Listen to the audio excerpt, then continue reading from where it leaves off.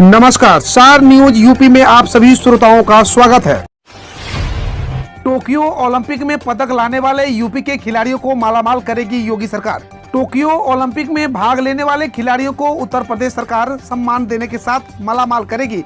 प्रदेश में 10 खिलाड़ियों के विभिन्न स्पर्धाओं में भाग लेने के लिए टोक्यो जा रहे हैं। खेलों को बढ़ावा देने के मकसद से योगी सरकार ओलंपिक्स गेम्स में भाग लेने वाले प्रत्येक खिलाड़ी को 10 लाख रुपए देगी।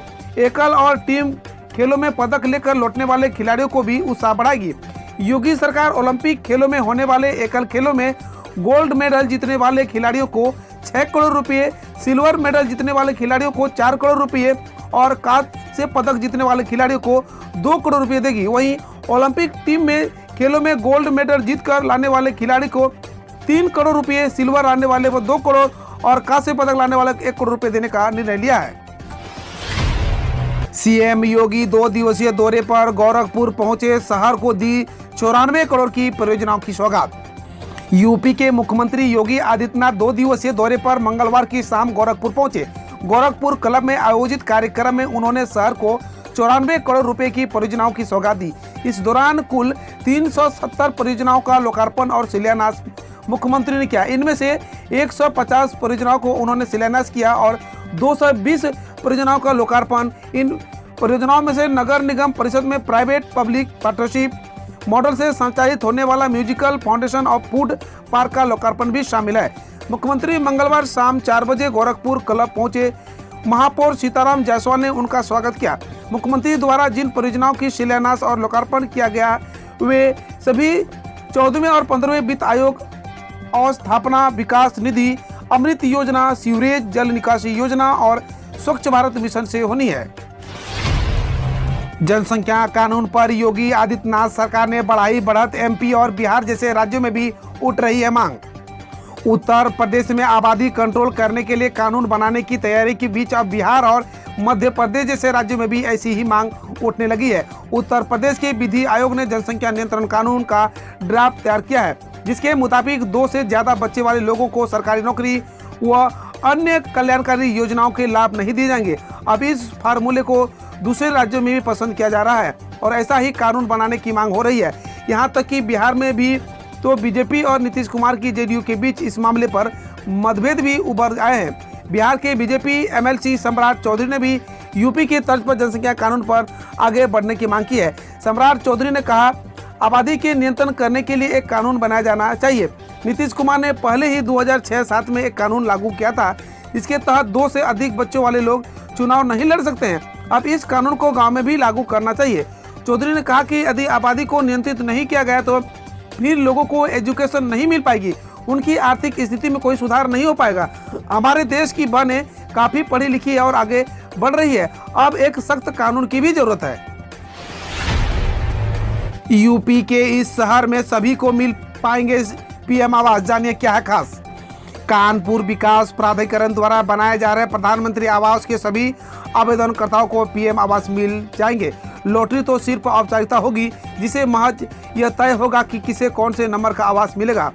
जोहारपुरम में 872 नए पीएम आवास के लिए डिमांड सर्वे कराया है, जिसमें से आवेदन करने की अंतिम तिथि सोमवार तक ही थी। शाम 4 बजे तक 600 लोगों ने आवेदन कर दिया था। ऑनलाइन आवेदन करने वालों के लिए रात 12 बजे तक का वक्त है, इसलिए उम्मीद है कि 100 से 150 आवेदन और बढ़ सकते हैं। इसके बाद भी आवेदन करने वालों की संख्या कम ही रहनी तय है। जाहिर है कि इस योजना में सभी को आवास मिल जाएंगे। इसके लिए पहले जोहारपुरम में 3072 आवासों के सापेक्ष 2200 आवेदन आए थे। शताब्दी नगर में 4800 आवासों की अपेक्षा 360 लोगों ने आवेदन किया था। पहली लॉटरी में सभी आवेदनकर्ता भाग्यशाली साबित होंगे, यह तय है। बचे हुए आवासों के लिए फिर से आवेदन मांगे जा सकते हैं। केडीए के अधिकारी अभियंता आशु मित्तल ने बताया कि पूर्व में आए आवेदनों का सत्यापन के लिए भेजा जा चुका है। कांवड़ यात्रा में भी कोविड प्रोटोकॉल का होगा पालन। आरटीपीसीआर की निगेटिव रिपोर्ट हो सकती है अनिवार्य।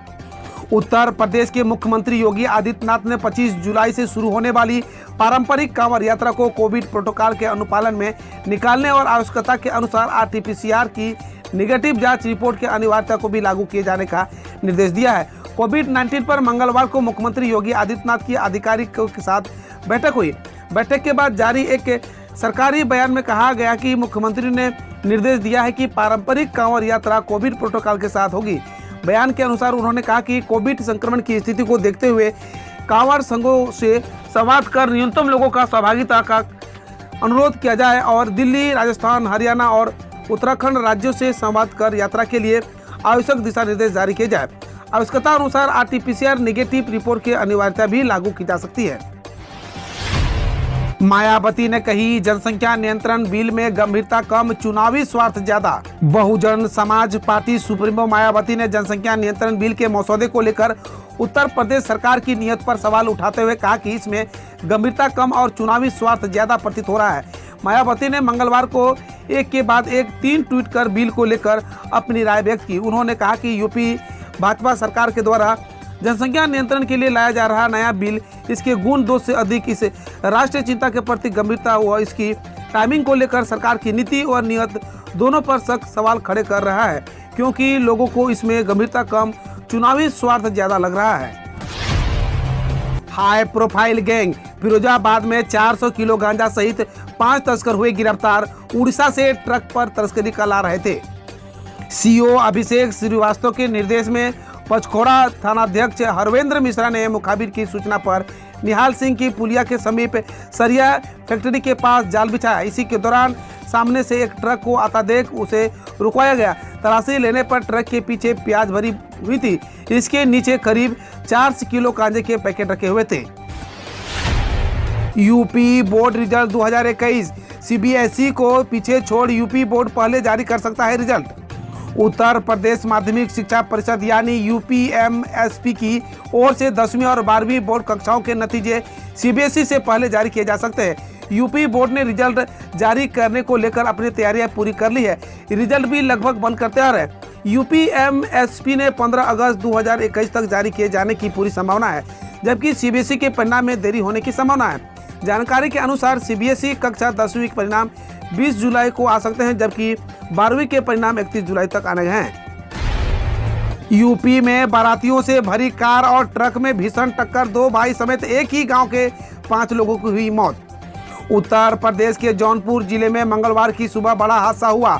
हादसे में 2 भाइयों समेत एक ही गांव के 5 लोगों की मौत हो गई, जबकि एक ही हालत गंभीर बनी हुई है। पुलिस ने बुरी तरह क्षतिग्रस्त कार को काटकर शवों को निकाला। जौनपुर जिले के जलालपुर थाना इलाके में चित्रलोचन मकड़ा बाईपास के पास मंगलवार की सुबह बारातियों से भरी जेब्रा और ट्रक में आमने सामने टक्कर हो गई। हादसे में 2 सगे भाइयों समेत गांव के ही 5 लोगों की मौके पर ही मौत हो गई, जबकि एक किशोर की हालत नाजुक है। उसे ट्रामा सेंटर के लिए रेफर कर दिया गया है। लखनऊ में निजी स्कूल बस संचालकों की मनमानी पर लगेगा ब्रेक। परिवहन विभाग प्रति सीट पर तय करेगा स्टूडेंट की फीस। स्कूल बसों के नाम पर अभिभावकों से की जा रही मनमानी वसूली पर जल्द ब्रेक लग सकता है।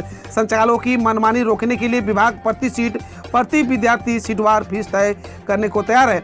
इसके लिए बाकायदा जमीनी स्तर पर बाकायदा चल रही है। इस संबंध में संभागीय परिवहन अधिकारियों से स्कूली बसों पर आने वाले खर्च, बसों की डीजल, मरम्मत, बीमा, स्टॉक का वेतन, फिटनेस आदि अन्य अनुरक्षण खर्च का ब्यौरा निकालकर बच्चों की सीटवार धनराशि तय कर भेजने को कहा है। हम रोज ऐसे ही आपके समक्ष न्यूज लाते रहेंगे। यदि आपने अभी तक सार न्यूज को सब्सक्राइब नहीं किए हैं तो पहले फटाफट सब्सक्राइब कर ले, साथ ही बेल आइकन को दबा दे ताकि कोई भी अपडेट आपसे मिस ना हो।